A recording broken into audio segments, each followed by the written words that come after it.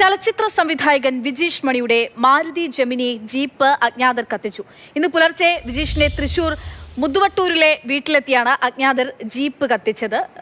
കത്തിക്കരിഞ്ഞ നിലയിലാണ് നമ്മൾ ആ ജീപ്പ് കാണുന്നത്. MS ലിഷോയ് വിവരങ്ങളുമായി ചേരുന്നുണ്ട്. ലിഷോയ്, വീട്ടിൽ ആരും ഇല്ലാത്ത സമയത്താണോ, എപ്പോഴാണ് ഇങ്ങനൊരു സംഭവം ഉണ്ടായിരിക്കുന്നത്? ആരെങ്കിലും സംശയമുണ്ടോ? എന്താണ് വിവരങ്ങൾ?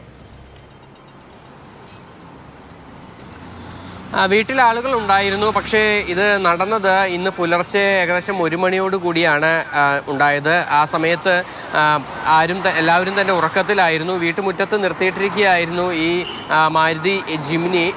ആ സമയത്ത് കുറച്ച് ആളുകൾ വന്ന് നേരെ ആ വാഹനം കത്തിക്കുകയാണ് ഉണ്ടായത്. വാഹനം കത്തിച്ച ശേഷം അവർ രക്ഷപ്പെടുന്നതിൻ്റെ CCTV ദൃശ്യങ്ങൾ ലഭ്യമായിട്ടുണ്ട്. അയൽവാസികളാണ് ഇത്തരത്തിൽ ഈ തീ ആളിപ്പടരുന്നത് കണ്ട് പെട്ടെന്ന് വിജീഷിനെയും കുടുംബത്തെയും വിവരം അറിയിച്ചത്.